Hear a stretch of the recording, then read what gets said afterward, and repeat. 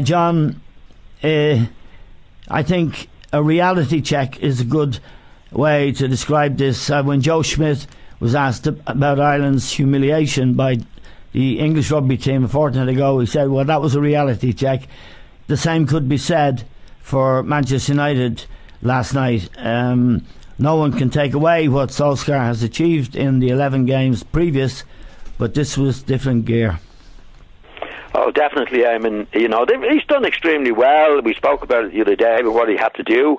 But you would have to say that, he didn't come across any really class teams. They beat Spurs at Wembley, but they had to play exceptionally well to do that. So he's done what's been asked of him until it came to last night. And of course, when you're in the Champions League and playing against Champions League teams, you expect the standard to be higher. I did, but I didn't expect it to be that much higher than Manchester United.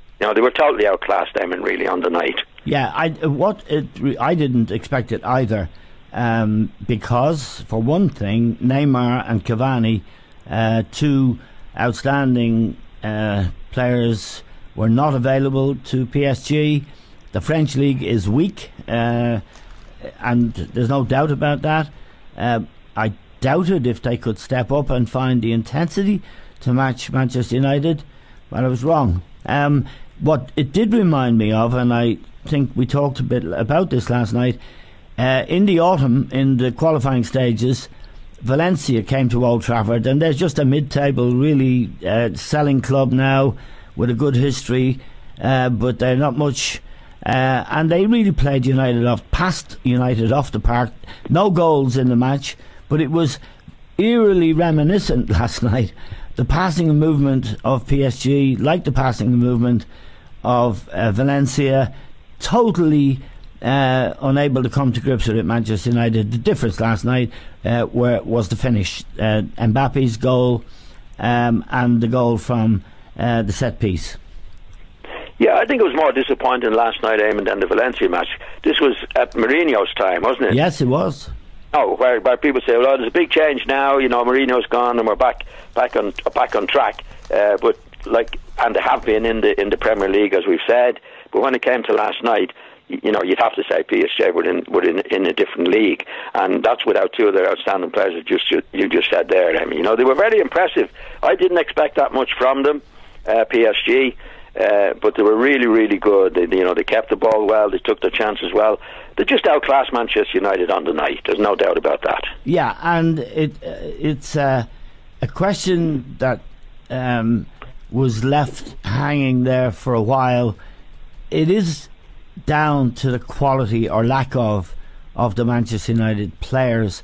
Now, Solskjaer's way of dealing with that has been a very positive way, to encourage them to attack, to encourage them to be themselves, to take the fear factor out of the equation in terms of players like Rashford and Lingard, Martial, but really don't have the quality. What I was astonished by, the guy who scored the first goal, Kimpembe, I'd never heard of him.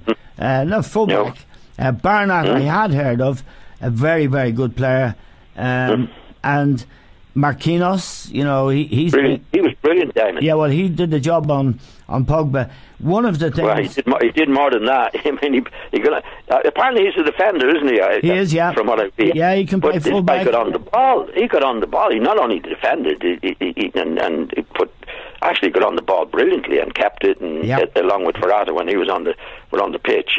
This fellow I'd never heard of him before. I mean, I'm not that familiar with the PSG team, but I thought he was totally outstanding last night. Yeah, and Verratti also was outstanding. We do know about him.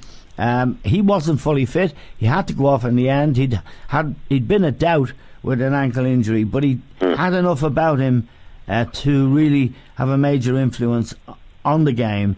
It made me wonder about the Premier League, which is wonderful for excitement, intensity, goals, action, effort, but then you see a team like Valencia or PSG come along and you realise, wow, these guys are good. And I'm talking about guys like Kimpembe, Marquinhos, Barnett, even Dani Alves, 34, John, playing in midfield. Yeah. And strolling through it. Yeah. No, they were very good. But there again, I think that it says more about Manchester United than the Premier League. I think there's no doubt they wouldn't have done what they did last night against Liverpool or Manchester City, for example. Right. Yeah. Like they're the outstanding teams there. I think what it showed last night more than anything else, Solskjaer's done a good job with what he's had to do. But when it came to the real team last night, they've a lot more to do, and is he capable of raising them to that particular level? That's going to be the long-term decision that Manchester United have to make. So it definitely was a real examination of how far they've come, which they've come a long way against the teams that have actually played, but not the level that I think people expected them, or as far as I don't think they've come as far as people have expected them to do or have done so far. Now, John, can I just mention the thing about the thing last night where Solskjaer, and he's got to get a grip of this, he said Pogba was unlucky to be sent off. Yeah. Pogba wasn't unlucky to be sent off. He deserved it because he does things. Well, I've seen a referee saying this morning in one of the papers that he was a bit unlucky to be sent off. That it was. I saw Redknapp a couple of weeks ago saying when he did the same to Dele Alli. Do you remember against Spurs? Yes. Yeah. Similar type of situation. Very bad tackle. Now in Pogba's case, I don't think he intends to hurt the opponent, but when he considers to be protecting the ball. But the opponent and the ball are like 4 yards away from him. So his inclination when he's on the ball, when you watch him, Eamon, is that when he's near somebody, his first thing is to protect the ball, which is to hit somebody away from him, instead of concentrating on controlling the ball and getting away with it. And like his tackle last night was definitely a sending off, never mind the second yellow card. So for Solskjaer, and maybe he's only saying that publicly, he was unlucky. He wasn't unlucky. He's got to get a grip from doing that, because he'll either do one thing, he'll really injure somebody very seriously, Eamon, or he'll continue to be sent off. So it's a biggie for him to get a grip on that. And I'm surprised them saying that in the paper. And when United did need one of their big players to step up, he wasn't the one who did. He had a poor game, John. No, he wasn't in the game at all. Like he is what he is. He can do certain things in certain matches. But when you see the team being outplayed last night, which they were, especially in midfield, then he's not going to be able to do that. He'll do certain things all right, but he's not going to be able to control them all, the game from the middle of the field, and that's just a fact. And they didn't have anybody anywhere there to control the game in the midfield, and that's one of the reasons that Paris Saint-Germain were so dominant in the game. But anyway, sorry to interrupt you there, Eamon. No, that's all right. Just a final comment on that game. The amazing Mbappe. He's 20, John. Boy, he's wonderful, isn't he? I mean, the way he carries himself, the pace, the balance, the technical ability, his eye for a goal. I mean, the goal he got was by no means easy. He had to open his foot, open his body, and more or less play with near the toe of his boot. It was a very, very, very, very good goal after sprinting 20 yards. Perfectly timed run, perfectly tweaked little shot. Yeah, he's the real McCoy, Eamon, and he's very young yet, and he seems to have a great attitude. Yeah. I mean, he got through later on. He could have scored. You remember, the head made a good save from him and showed his pace and his power to get through again. No, he's the real McCoy. He's very, very young. He's a good attitude. He's all the things that you'd want the centre forward to be. Yeah. And I'd say he can only get better.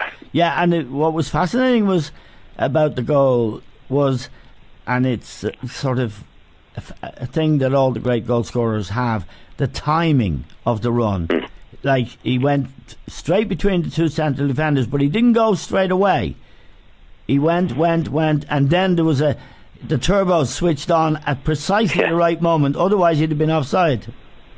Well, I think if you see with those players like that, I mean, without that pace that he has, you can't do that. No. Like if you get a centre forward slower than him, he's got to be really, really straining to get there. Yes. Anyway, whereas he could hold it at that particular pace, and then, as you say, glide in, and then knew exactly what he was doing with the inside of his foot to knock it home. I mean, that's real class. But I think his attitude is good. He's got everything. He's only 21, Eamon? 20. 20. He's just turned 20. Yeah, he's the real McCoy. You know, he'll get better and better. Yeah, and a very well brought up young man. He gave his bonus from the World Cup to the poor people. He comes from a poor area in Paris, and as a proper human being with a sense of perspective, and as well as all of that wonderful gifted talent. Yeah, but it'll only make him better, Eamon. You know, obviously his character is good. His character's great off the pitch. He's going to be great on the pitch as well. I'm just talking about as a player now, and obviously, like, what he's done is fantastic, and it shows to the rest of the players, Eamon, what could be what he expects of himself off the field. Yes. That maybe there's quite a few players could follow his example in that.